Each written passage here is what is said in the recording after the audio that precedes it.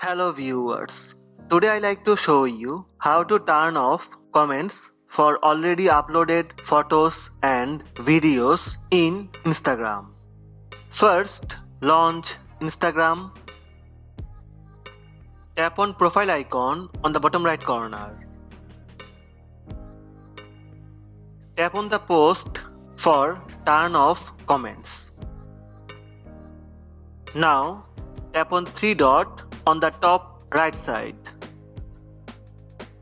Tap on turn off commenting.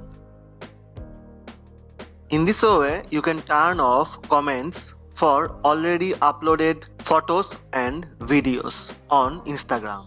Hope this video help you. Please subscribe my channel by tap on red subscribe button. Also tap on bell button to receive notifications about all new videos. Thank you. Thank you for watching.